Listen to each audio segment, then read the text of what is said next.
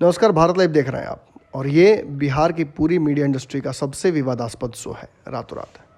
आप देख सकते हैं साफ तौर पर हमने एक्सक्लेमेशन आज भी लगाया है। लेकिन आज जो टॉपिक है वो आप बेहतर समझ सकते हैं कि क्यों कुछ अलग मांग रही है। आज जो टॉपिक हमारे सामने है, लालू यादव की बिहार की राजनीति में एंट्री और राजद विधायकों को अटेंशन में कराकर परेड कराने की बात की जा रही है। ऐसी चर्चा में बाबा का रहना बहुत ज़रूरी है। और चूँकि बाबा स्वास्थ्य कारणों से अभी आप सबके समक्ष नहीं आ पा रहे हैं, तो हम बाबा को ऑन कॉल लेते हैं। बाबा से हम लगातार बहुत सारे सवालों का जवाब लेंगे।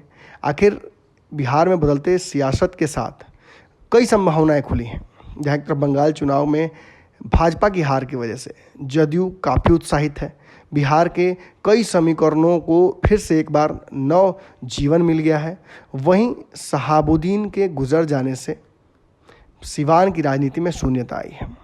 राजद में एक बड़ा वर्ग जो कि शहाबुद्दीन के साथ लगातार खड़ा था, जो इस इंतज़ार में था कि लालू यादव शहाबुद्दीन के लिए न्याय मांगेंगे। और जिस तरीके से लालू यादव ने चुप्पी साध ली शहाबुद्दीन की मौत के बाद, दिल्ली के ITI कब्रिस्तान में उन्हें ज़मीन के हवाले कर दिया गया। लेकिन इस दौरान लालू परिवार से कोई वहाँ नहीं पहुँचा। देखिए, विडंबना देखिए कि लालू यादव और तेजस्वी यादव दोनों इस वक्त दिल्ली में मौजूद थे। समर्थकों को समझाया नहीं जा सकता है। उनके पास जो रीजन है वो उस पर अडिग है। राजद में धड़ाधड़ विकेट गिर रहे हैं। कई जिलाध्यक्षों ने इस्तीफा दे दिया है, तो कई जिलाध्यक्ष इस्तीफा देने की कगार पर हैं। विधायकों पर भी दबाव बनाए हुए हैं शहाबुद्दीन के समर्थक कि यदि शहाबुद्दीन साहब को मानते हो तो फिर राजद में बगावत करो। इन सारी बदलती संभावनाओं पर ओवैसी भी ने कहीं ना कहीं बिहार की राजनीति में अपनी दस्तक फिर से एक बार दे दी है। वैसे बिहार की राजनीति में ओवैसी अब कोई नया नाम नहीं है। 5 विधायकों के साथ ओवैसी ने बिहार की राजनीति में धमक डाल दी है और बिहार की 2 छोटी पार्टियों मांझी और मलाह की पार्टी से काफ़ी ज़्यादा बड़ी तादाद में वो लेकर अपने विधायकों को आए हैं। ऐसे में संभावनाएं सीधी हैं। बिहार में MY में टूट होगी तो M जाएगा किधर?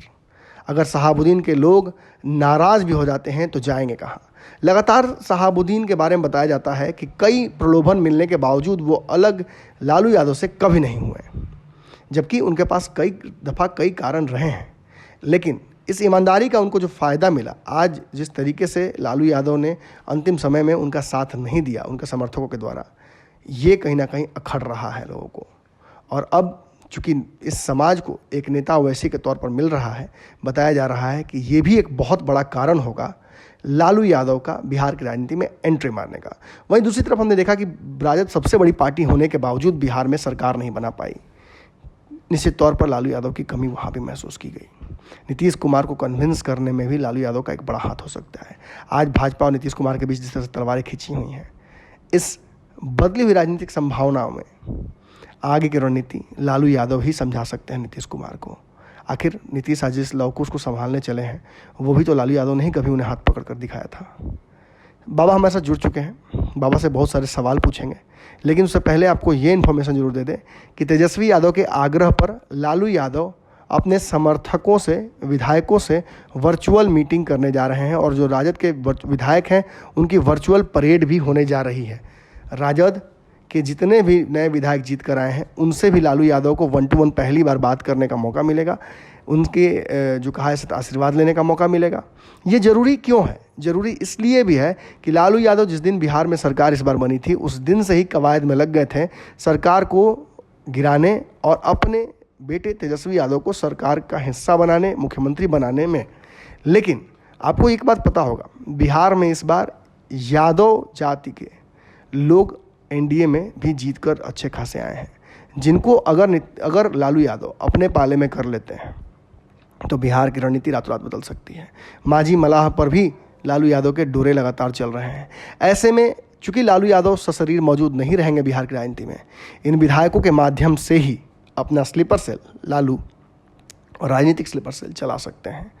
पूरी बात क्या है जानते हैं बाबा से। बाबा, कहीं ना कहीं लालू यादव की एंट्री तो हो गई है, ये वर्चुअल एंट्री ही सही, लेकिन लालू यादव जब जेल में रहकर इतना कुछ बिहार की राजनीति बदल देते हैं, तो अगर वो वर्चुअल माध्यम से आ जाएंगे तो कहीं ना कहीं बड़ा हस्तक्षेप तो करेंगे ना। बहुत धन्यवाद नमन जी।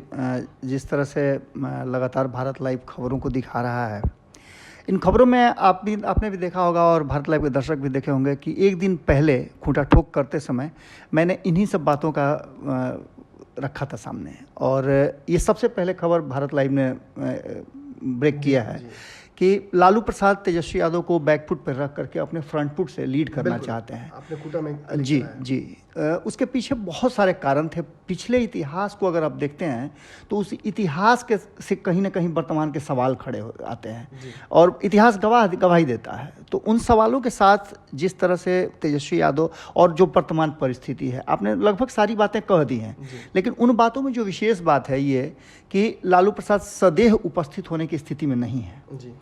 इसके साथ साथ लालू प्रसाद अस्वस्थ भी हैं, दिल्ली में भी हैं, और दिल्ली में रहते हुए किन किन लोगों से क्या क्या उनकी मीटिंग हो रही है, ये भी बड़ी महत्वपूर्ण बातें हैं। इन सब महत्वपूर्ण बातों में सबसे बड़ी बात है कि तेजस्वी यादव चाहे जितना भी युवा हो, जितना भी टेक्नोलॉजी उनके पास हो, चाहे जितना भी वो पिछले 4-5 सालों से नीतीश कुमार को ज़बरदस्त ढंग से घेर रहे हों, या फिर सदन में नीतीश कुमार को घेरने की अक्षमता के कारण उनको भतीजा का रोल देना पड़ता हो सदन में, जो कि संवैधानिक नहीं है।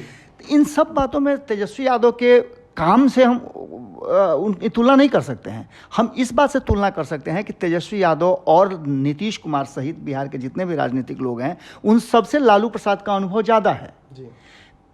आप भले इस बात को कह लीजिए नमन जी, या लोग कह लें कि हमने इसकी चर्चा भी की थी कि कांग्रेस मुक्त भारत की बात कर रहे हैं, तो कांग्रेस मुक्त भारत का सपना किसने दिखलाया था? लालू प्रसाद ने दिखलाया था। आज उन्हीं बातों पर चल रहे हैं। कैसे लालू प्रसाद ने ये रास्ता दिखलाया था तब जबकि नीतीश कुमार उनके साथ थे? इसकी भी चर्चा हम कई बार कर चुके हैं कि जब पहली बार लालू प्रसाद बिहार की सत्ता में काबिज हुए थे तो नीतीश कुमार उनके सबसे करीबी हुआ करते थे। नीतीश कुमार को भी रास्ता उन्होंने ही दिखलाया था, इस बात से इनकार नहीं किया सकता। नीतीश कुमार ने भी इसकी चर्चा की है। भले आज परिस्थितियां बदली हुई हों, 15 साल लालू रहे, 16 साल, 1 साल अधिक उनसे नीतीश कुमार रह गए, लेकिन इस 1 साल अधिक रहने में 2 साल घटा दीजिए, 2015 से 2017 का, यानी कि तात्पर्य ये कि जब जब बिहार की राजनीति में वैक्यूम आया है तब तब लालू प्रसाद ने उस वैक्यूम को ख़त्म किया है। तो ये तो बाबा हमने स्थापित कर लिया अब कि लालू यादव की आवश्यकता बिहार की राजनीति में है। अब ये बताइए कि आखिर राजद जिस रास्ते पर चल रही है, शहाबुद्दीन का जो एक पूरा एपिसोड रहा, शहाबुद्दीन जिस तरीके से गुजर गए और लालू यादव की उस स्थिति में ही वापसी हुई, तो एक बड़ा हिस्सा तो कहीं ना कहीं शहाबुद्दीन का समर्थक ये भी कह रहे हैं कि लालू यादव की रिहाई की जो किस्त है वो शहाबुद्दीन से ली गई और इसमें कहीं ना कहीं रजामंदी तेजस्वी यादव की थी। हालांकि इसका कहीं कोई प्रूफ नहीं है, ये एक आर्बिट्रेरी स्टेटमेंट भी हो सकता है। लेकिन इन समीकरणों के अलावा ओवैसी की एंट्री, इन सब से भी तो कहीं ना कहीं परेशान होंगे लालू यादव, जिस समीकरण को साधने के लिए ओवैसी की आवश्यकता पड़ रही है उन्हें। अब ओवैसी ही बता रहे हैं, लोग बता रहे हैं कि उनके समीकरण में सेंधमारी कर सकते हैं। अब तक तो एमवाई में कोई सेंधमारी नहीं कर पाया। तेजस्वी यादव के समीकरण को जो देकर गए थे लालू यादव, वो इंटैक्ट उनके पास पड़ा हुआ है। इक्का दुक्का यादवों को जरूर छटका कर ले गई है भाजपा, लेकिन वो आम चुनाव में हो पाता है, स्टेट के चुनाव में नहीं। लेकिन एम कभी टूटा नहीं है, यहाँ तक कि कांग्रेस भी इसे तोड़ नहीं पाई है। अब बाबा सीधी बात है कि अब तक तो शहाबुद्दीन थे राजद के साथ, बुरा या भला वो हमेशा यही कहते थे कि वोट राजद को ही देना है।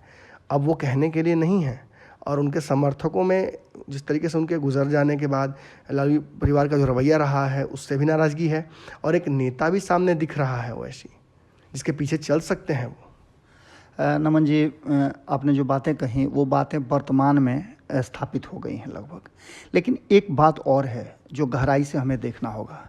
वो बात ये है कि आप एनडीए में एक भी अल्पसंख्यक चेहरा नहीं देख पा रहे हैं जी। ये बहुत बड़ा कारण होगा। वर्तमान स्थिति में शहाबुद्दीन के मृत्यु के बाद, इंतकाल के बाद जो वैक्यूम आया है, उस चीज़ को तो आप वर्तमान की स्थिति में देख सकते हैं। बहुत लंबे समय से आरजेडी सत्ता में नहीं है, इसका भी लोगों को बहुत तरह की बातें हैं। कुछ लोग हैं जो अलग अलग जगह से सोचते भी हैं, वो भी हो सकते हैं इन सब बातों को आगे बढ़ाने में। या हो सकता है कि परिवार के लोगों को दुख भी लगना चाहिए कि शहाबुद्दीन ने जब जब जरूरत पड़ी है लालू प्रसाद को, उनके साथ एक भाई और एक बेटा की तरह खड़े रहे हैं। आज जब उनके अंतिम जब यात्रा थी, उस यात्रा तक वो परिवार नहीं शामिल होता है तो निश्चित रूप से, लेकिन इसके पीछे बहुत सारी बातें हैं। राजनीति में इन सब चीज़ों का, ये सांकेतिक चीज़ें हैं, इन सब चीज़ों का महत्व तभी तक रहता है जब तक आप राजनीतिक रूप से अपने आप को मजबूत नहीं कर पाते हैं। लेकिन आखिर इस अल्पसंख्यक समाज को रास्ता क्या है? ओवैसी रास्ता नहीं हो सकते हैं, क्योंकि ओवैसी बिहार के नहीं हैं और यहाँ बिहार के लोगों को सपोर्ट सिस्टम चाहिए। जब सब सोच, तो बाबा तेजस्वी यादव ने, लालू यादव ने जिस तरह का सपोर्ट चाहिए था उस तरह का सपोर्ट तो उन्हें नहीं दे पाए, ओसामा के साथ खड़े नहीं रह पाए। लेकिन ओवैसी ने तो हाथ बढ़ाया ना। आज जो सीमांचल के मुसलमान हैं वो तो मानते हैं ओवैसी को अपना नेता, उन्होंने तो मान लिया, उन्होंने तो 5 सीटें निकाल कर दे दी हैं। और ये कहीं ना कहीं आप अच्छे से जानते हैं बाबा, दर्शक भी जानते हैं, ये सीटें महागठबंधन की हैं, ये विधायक, ये भाजपा और जदयू की सीटें नहीं हैं। आप बिल्कुल सही कह रहे हैं नमन जी, लेकिन होता क्या है ना कि जो वर्तमान परिस्थितियां हैं उस परिस्थिति में लालू प्रसाद के आने के बाद, लालू प्रसाद की अनुपस्थिति में ये सारी बातें हुई हैं। लालू प्रसाद के रहते हुए जब नीतीश कुमार अपना पाला बदल सकते हैं, एक लंबे समय तक लालू प्रसाद से दूर रहने के बाद उनके साथ आ सकते हैं, लालू प्रसाद के नाम पर अल्पसंख्यक समाज भले ही ओवैसी को वोट देना पसंद करे, लालू से या तेजस्वी से नाराज होकर के, लेकिन एनडीए को नहीं देता है। और एनडीए से लड़ाई कौन लड़ेगा? एनडीए का मतलब भारतीय जनता पार्टी होती है, और भारतीय जनता पार्टी से लड़ाई आखिर कौन लड़ेगा? एक ही शख्स नजर आ रहे हैं और वो हैं लालू प्रसाद।